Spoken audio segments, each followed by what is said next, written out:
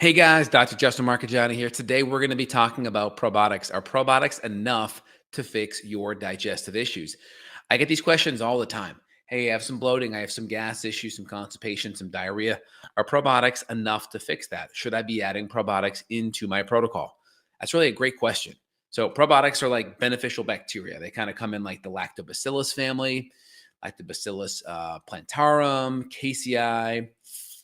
There's going to be lactis. There's going to be Bifidobacterium. There's going to be Lactobacillus acidophilus. There's about, there's many different species in those two kind of families. That's what you're going to see in most like probiotics. A common one's like a VSL3. It's going to have a broad spectrum of the Bifido and the Lactobacillus. You have other types of probiotics, whether they're spore-based probiotics. Those are common, or like you'll see like rotary. These are like, you kind of see them in a lot of Lactobacillus ones that have to deal with like urinary tract stuff. You'll see them there. Also, there's like one called Pylopass. That's like an L. reuteri species that's specific to H. pylori. So typically the Bifidobacter, Lactobacillus, you'll see some that are spore-based, which are going to be bacillus-based, Clausii, subtilis, coagulans, like Informis. And you'll see some Saccharomyces, which are kind of more like a beneficial yeast, but also have important benefits with improving gut function, IgA, gut permeability. They can crowd out some bugs like H. pylori and blasto. Those are going to be the 2 or 3 major families of probiotics. Now, most people, they have typically larger amounts of bad bacteria in their gut than good bacteria. And there's a couple of reasons why. So excessive antibiotic use over time can accumulate, and that can really wipe out a lot of the good stuff. And you tend to get this rebound overgrowth after taking antibiotics. You actually see it with yeast. A lot of doctors now, especially with women, they're actually giving a lot of females antibiotics and then coming in right afterwards with diflucan because they're seeing these big rebound fungal overgrowths. We see it with bacteria as well. And you'll get these rebounds of like Proteus, or Citrobacter, or Klebsiella, Pseudomonas. These are kind of bad bacteria. You kind of see them in like the SIBO realm. Like SIBO is small intestinal bacterial overgrowth, where you have a lot of the bugs migrating up from the colon. You get this big rebound. You'll see it from antibiotics. You'll see it from excessive, my opinion, excessive conventional types of foods that have like pesticide residue, Roundup, glyphosate. This can really wipe out the gut microbiome and kind of bring it back, more bad stuff. Also, processed flour, processed foods. These are the bad bacteria like these acellular carbohydrates. It means they're like processed. They're really easy to digest and eat, and that can flourish a lot of bad bacteria. And then, of course, if we just have really crummy digestion, we don't have good hydrochloric acid levels, good enzyme levels, we're not making enough bile salts, that can be a problem. Right? That can make it harder for a breakdown of food. And then you can have a lot of this negative fermentation, a lot of the bad gases, right? The SIBO bacteria's hallmark is producing a lot of excess hydrogen, excess methane gases that can throw off motility, cause this imbalance in either excess diarrhea or excess constipation. Also, we can see problems with just not getting enough fermented food. A lot of people just have not, in their culture, of not getting enough fermented food, whether it's from like low sugar kombucha or fermented pickles or sauerkraut or kimchi. We just typically don't do enough of it. And so getting fermented food in can be a great way to supplement probiotics outside of just taking pills. Now, should you take probiotics? I've seen a lot of people that already have a lot of digestive issues take probiotics and they feel worse, right? They get brain fog, they get bloaty, they get gassy. It can throw off their motility. Now, probiotics, if you look at the literature, there's a lot of good studies showing that they can help with inflammation. They can help with immune. There's even some benefits of even helping with mold detoxification. So there's all kinds of things that they could be helpful for. Now, why wouldn't they? Because there are people that still report these symptoms. So the question is why? Why would someone have a negative reaction? If you're generally healthy, I think you're going to do good with probiotics. I think it's good, especially if you're not willing to add fermented foods into your diet. Adding some probiotics in supplementally is a good thing. If you have a lot of digestive issues and probiotics cause symptoms, they cause the bloating, they cause the gas, they cause a lot of those symptoms I highlighted, then you may want to not deal with that. You may want to not add those things in. You may want to think about clearing out the gut. If you're having a reaction to probiotics, something is wrong in the gut. So if you already have a lot of digestive issues in general, and the probiotics are just kind of exposing a weakness and showing, hey, there's something there, then you definitely want to work on your diet, go through the 6 R's, remove the bad foods, get the digestion, get your motility better, support your adrenals, fix whatever bugs are there, get them knocked out, get them tested so you know what you're actually dealing with. This is a common thing that I see with my patients. You have these infections that can throw things off. So probiotics have a lot of good benefits, a lot of good inflammation benefits, a lot of good immune benefits.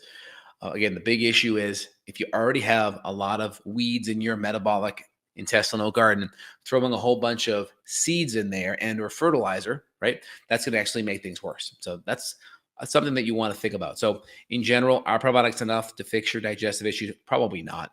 If you have just good health already, adding some in could be very helpful, but not enough to maybe fix anything long term. But if you're pretty good health wise, maybe enough to kind of give you a little bump and still promote some of the health benefits that we know about in regards to immune, motility, inflammation reduction, detoxification. Plus, probiotics help ferment a lot of good, healthy nutrients in your gut, whether it's vitamin K or B vitamins as well. Again, let me just kind of jump over to a couple questions here, see if you guys have any here. So how many CFU units should I get? So in my line, I use one called ProBioFlora. I do about 20 to 40 billion CFUs per serving. Again, good companies are going to use CFUs based on expiration. So when I put out my product, we're going to say, hey, it's going to be this many at expiration. So when you manufacture it, it's going to actually have way more. And so you want companies that are reputable. Good probiotics are going to cost more money. And so you want to make sure that you're investing in good probiotics so you're getting way more. You may get a probiotic that's been around on the shelf for a year and it said 20 billion, but then really that was at manufacture date. And then when you look at it now, it may have a fraction of that in there. So really important to look at that. Consumer Reports did a review on that years ago, talking about that. Should I get a supplement that has probiotics and probiotics? I think postbiotics. I think you mean prebiotics. So prebiotics can be helpful, right? They're going to be like the prebiotic fibers that are going to help feed a lot of the beneficial bacteria. So you can see things like inulin or chicory root. There's even things like resistant starch that can be helpful, whether it's cooled potato starch or unripened green plantain flour. These can be helpful because they can feed a lot of the beneficial bacteria. Again, if you get bloated or gassy with these things, you got to just start low, work your way up. There could be some dysbiotic bacteria that the prebiotic fibers are feeding, especially most of them are going to be high in FODMAPs. And FODMAPs definitely feed SIBO if you have digestive issues and you know you have dysbiosis or SIBO for sure. Question here, Jay, does a high MMP9 from mold illness mean you have lots of digestive issues? Not sure what MMP9 stands for. Have to look at that real fast. Yeah, that's like one of those kind of markers for SIRS.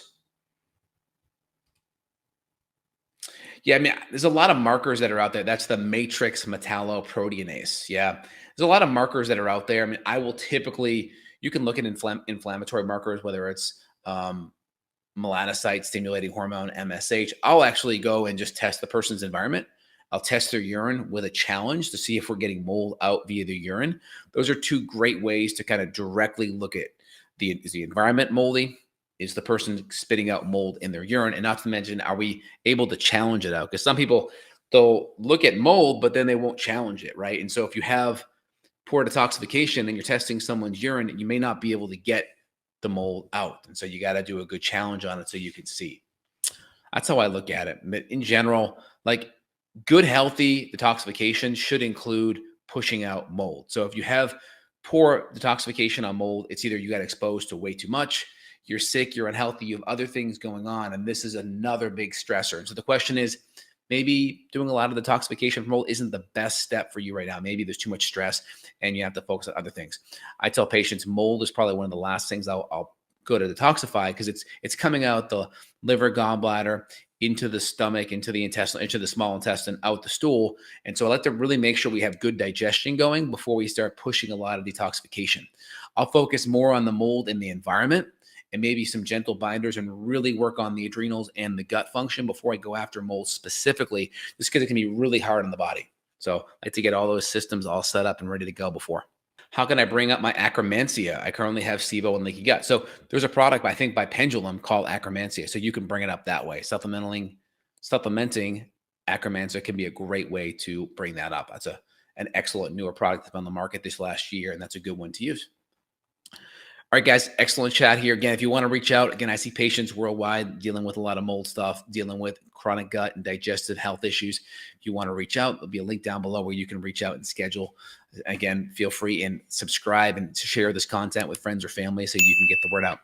All right, y'all, have an awesome day. Take care. Bye now.